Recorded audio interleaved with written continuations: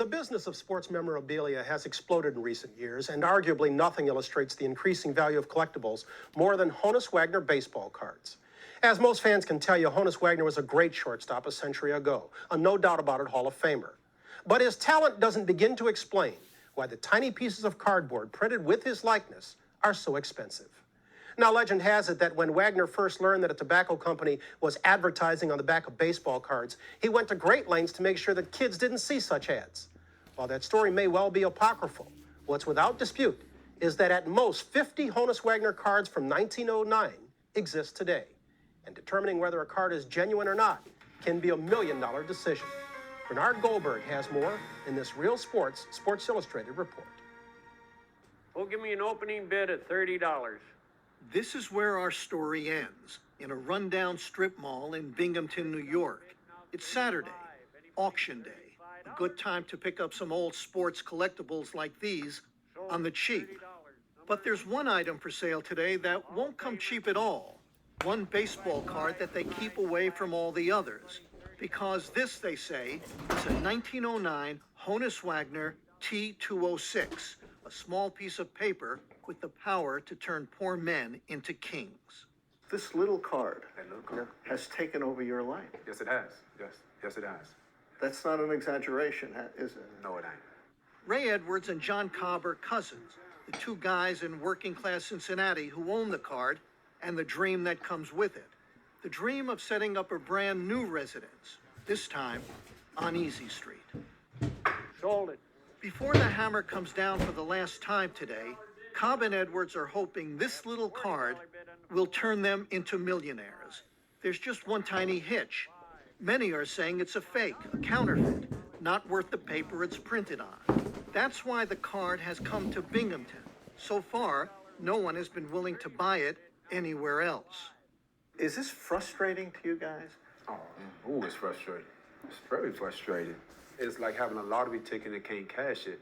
And you know that number came out.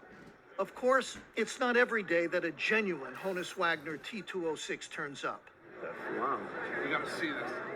This was the scene a few weeks ago at the National Convention for Card Collectors in Anaheim, California, where the faithful made their pilgrimage just to see this Wagner, which was kept under lock and key, and for good reason.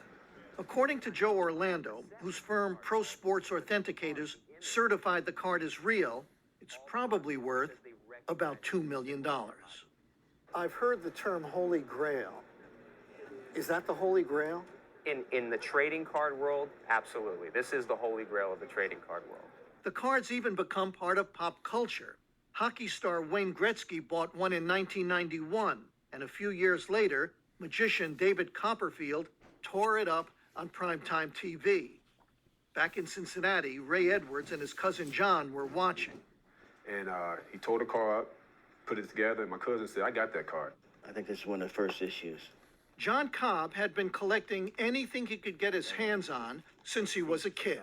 In this box right here, that's Pokemon.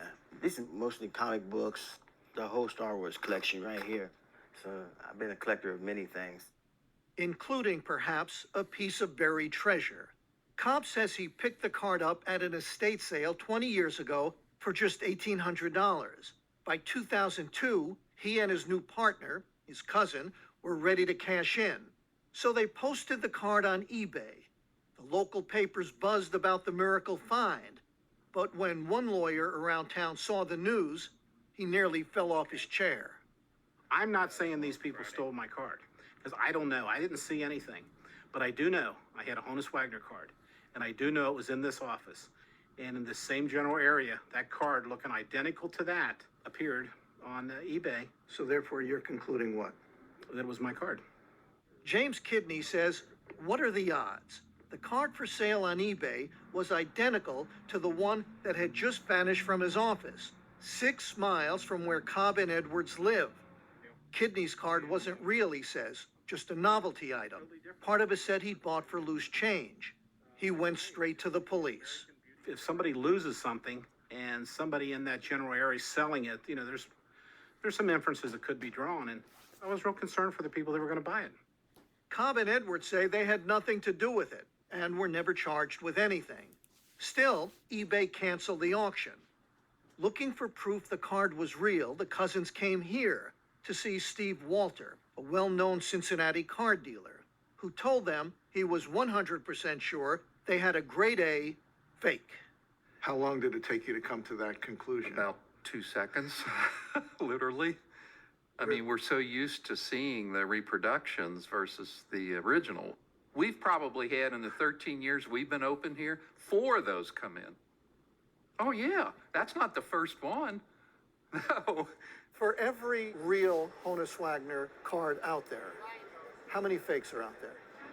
Hundreds, if not thousands. Joe Orlando's firm, Pro Sports Authenticators, or PSA, has authenticated around 24 of the real Wagner cards. Orlando has not seen Cobb-Edwards' card in person, but says he doesn't need to point out one of several red flags. If you notice down by the lettering, everything is in one consistent capital letter formation, whereas on the real Honus Wagner cards, that at least that we have looked at, it's very consistent where the name is in caps, then the first letter of the city, then it goes into a smaller format. But Cobb-Edwards have ignored the experts. They've spent the last 4 years trying to figure out how to prove they have the real thing, piling up a stack of research binders and a lot of sleepless nights. I've been obsessed to the point where I block everything out. In a relationship, that can be a problem. You mean you stop talking to your wife and you're just thinking about the card? Talk to the wife, sometimes not eating regular, just thinking about the card, trying to do the research, trying to solve a mystery of this Honus Wagner. From what I see, I think that this card is real. Arnie Schwed is a master printer from Cincinnati, who the cousins asked to answer what might be the million-dollar question. When do you think the card was printed? I think it was around the early 1900s, let's say sometime between 1906 till 1917. Any doubts? No. Schwed says the card was printed on an old-fashioned press and that the paper in the card is just as old-fashioned.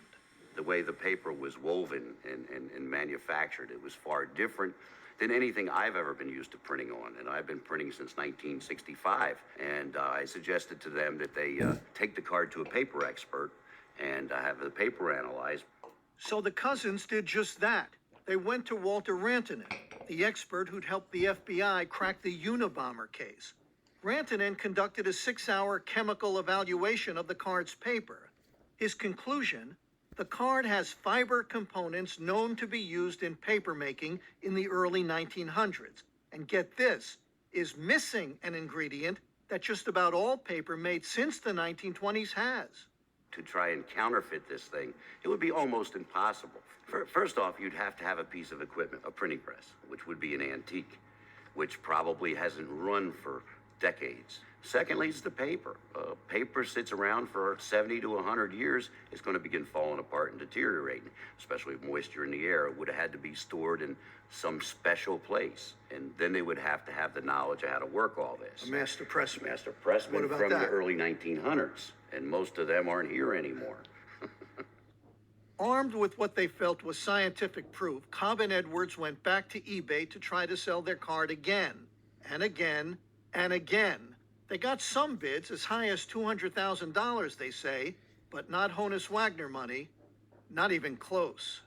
And the fact that it has been, quote-unquote, authenticated by a master printer and a master paper expert isn't enough? It's absolutely not enough. Absolutely. Unfortunately, Bernie, those aren't the opinions that matter within our hobby. If you're right, then the paper guy is wrong. Yeah. And And the printing guy. is wrong. Yeah. You don't have a problem No. thinking that they may be wrong. No. Mm-mm. Without the support of hobby insiders, Cobb-Edwards had nothing until they stumbled onto this man, Bob Connolly, a former cable TV appraiser, who told them their card was worth close to $1 million and that he'd even auction it off for them. And for the past month, leading up to the auction, Connolly has been shopping the card around. We caught up with him in New York City, where he arrived with a bodyguard to show the card to a broker for an anonymous buyer. There you are. This is the card.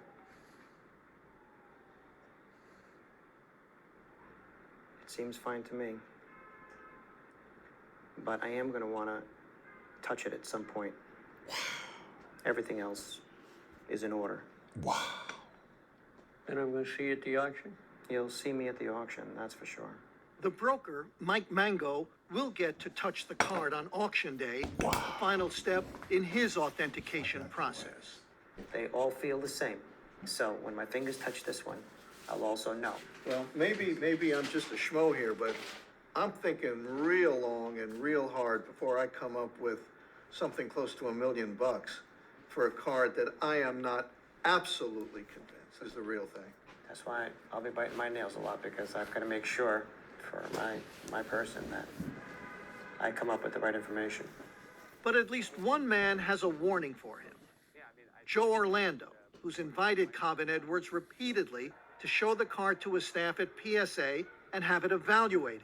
But PSA is about the only place the cousins have refused to go, which makes Orlando wonder. If they're as confident as they say they are leaving potentially hundreds of thousands of dollars on the table by not having it certified. But if you say it's fake, they get probably nothing. That's the gamble. That's the gamble. They're not willing to take that chance. That's right.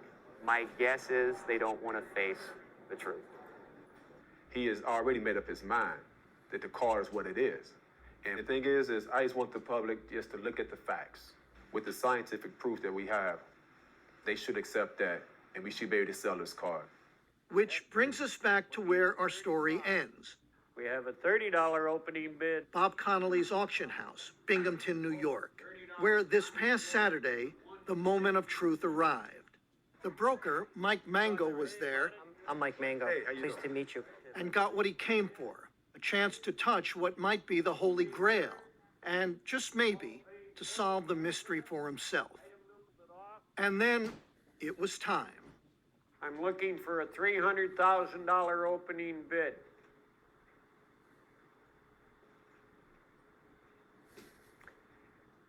Any interest at $300,000?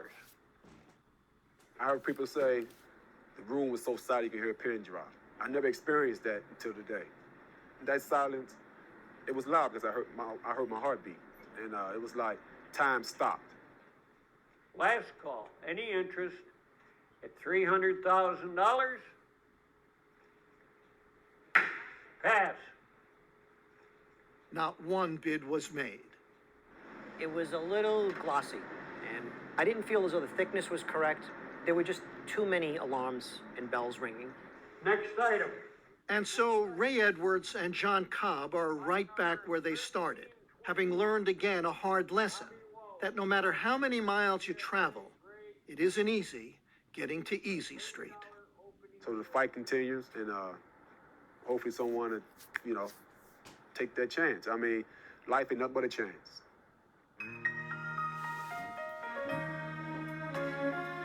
Bernie, in a collectibles world of dueling experts, can there ever be a definitive, inarguable assessment of the card's validity? Inarguable. Inarguable. I would say that they could prove without a doubt that it's a fake, but to prove that this or anything else is absolutely real, that's a tough one. Not going to happen, huh? Explain to me again why, of all the collectibles, the Honus Wagner T206 is so revered. There's no rational answer, is the real answer, but it's taken on a life of its own. Honus Wagner was perhaps the greatest shortstop of all time. He went into the Hall of Fame in the first round.